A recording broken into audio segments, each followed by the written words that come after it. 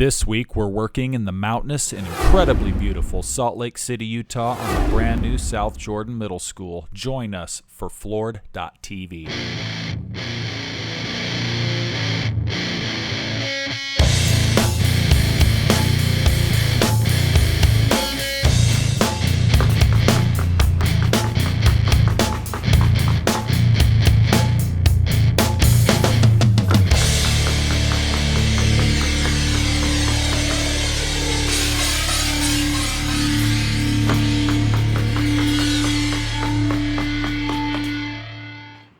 On this job, we'll be installing a system that is made by Aacer.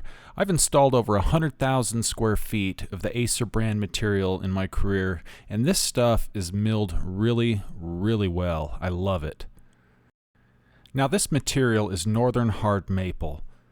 This particular batch is second and better grade. Each board is 2 1/4 inches wide. Now this stuff's a little thicker than what we normally use. This is 33/32. As you can see, it has a little bit more bite on the top end, which extends the life of the overall floor, because it's not only thicker and more durable, which adds strength to the overall floor, but you can also sand this more than you can the general 3/4 that we normally use. And we have about 13 bunks on this job. Now the system that we'll be installing is an anchored power sleeper by Aacer. They come in these bunks like this. There's about 2,500 square feet of these channels in each bunk. And as you can see, they're very well built. Now each power sleeper is installed on a 16-inch center and has a maximum of 5 pins and a minimum of 3 pins drilled and pinned to fasten it to the concrete. And we'll be using the standard 1/2-inch plywood on this job. We've also had the pads and the 3/4 inch hardwood delivered for the auditorium that we'll be doing a video on later, but it isn't quite ready yet. Now there's 3 panel boxes going down the center of this floor, which is where they connect the scoreboards, and they can also access power from these. So we've got to measure them to make sure they're going to be level with the floor.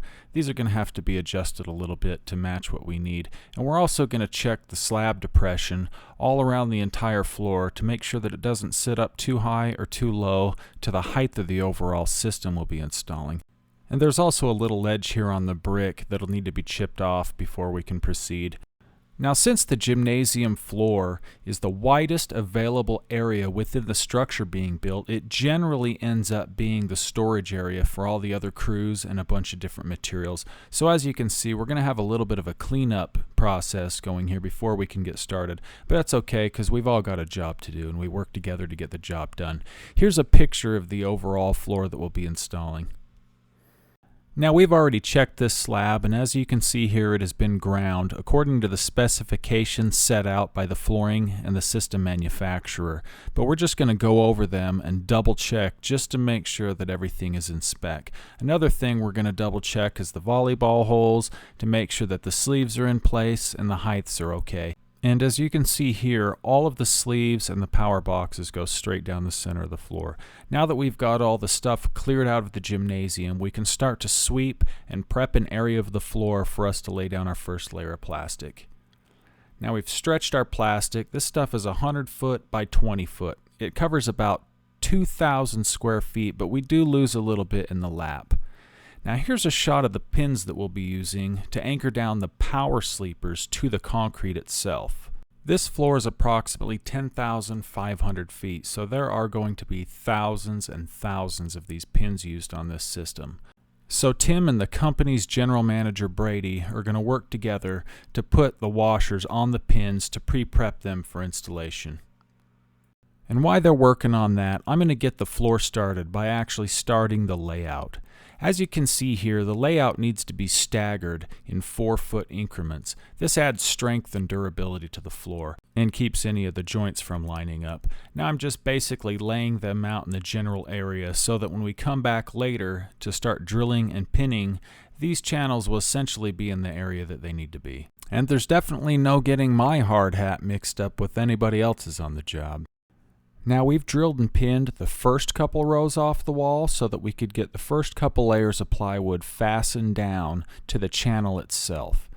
As you can see here, each power sleeper has a hole where you insert the pin. Then you just pound the pin down and install the 1/2-inch plywood over top of the channels, parallel with the channels. And after a full day of drilling in the concrete, my brown boots suddenly became pure white. Now we're just gradually progressing further and further towards the opposite wall that we started on, and we're staggering the joints in 4-foot increments, as you can see here. And then we just continue this same process until we make it from the starting wall all the way to the finish wall. And then we like to leave our final cuts for later because it saves material.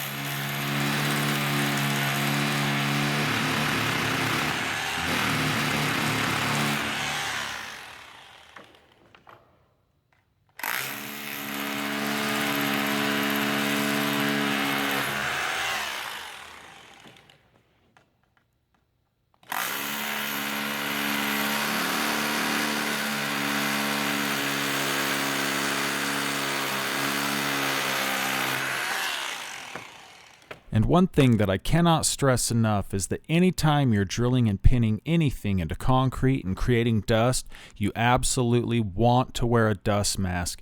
This silicate kicks up in the air that you breathe, and once it gets into your lungs, it can never escape. You also want to make sure that you have your safety glasses and your hearing protection. We also stop every 8 rows to check our center line and make sure that we're still right on track. You don't want the channels and the plywood getting too far off from each other, but as you can see, they're perfect. Now we just continue to repeat this same process, working farther and farther across the gym, laying out more plastic, more channels. Once we get to the power boxes themselves, we actually have to cut the channels and place them around the volleyball sleeves so that it fits properly and adds extra support to those areas of the floor. And then once we've got it pinned down and we sheet it, we simply just cut out around the boxes and the volleyball sleeves, as you can see here, to give it a little bit of room for contraction and expansion over time. And these boxes are designed to actually be level with the overall height of the floor.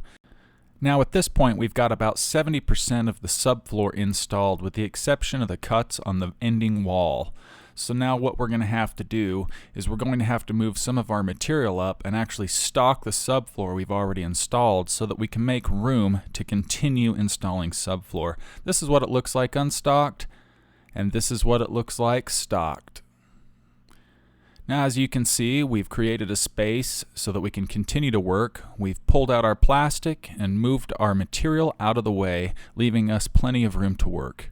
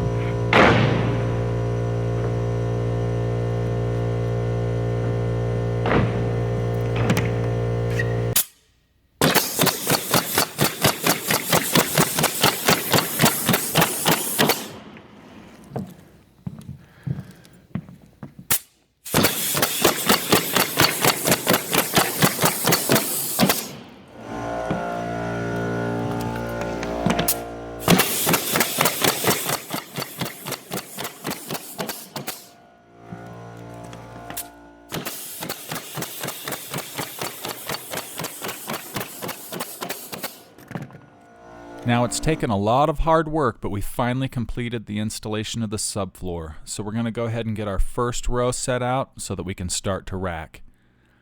As you can see here, once we've started racking, there's a wide variety between the darks and the lights in the wood, so it's very important to get your color just right.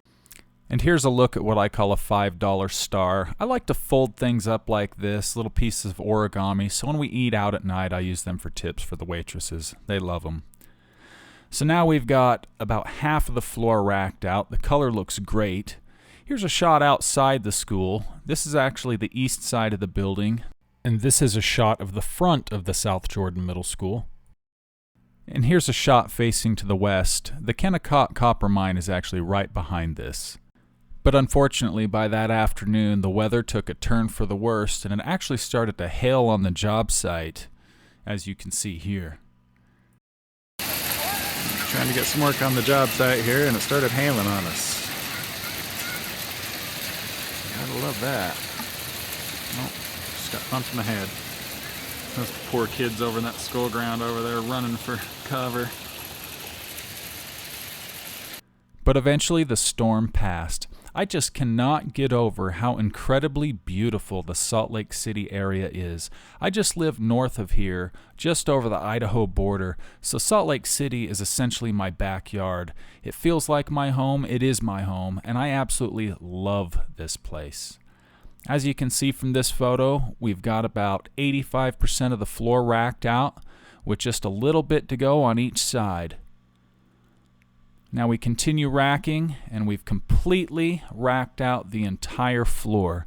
Now the reason why we did this is because the humidity in the area was incredibly high at this time, and we wanted to make sure that the flooring had the proper acclimation period before we started the installation. Now all we have to do is wait until the acclimation period is complete and the moisture content of the wood matches the acceptable ranges for the region that we're actually installing the floor in. I hope you've enjoyed this first video. We are completely exhausted after weeks and weeks of some incredibly hard work.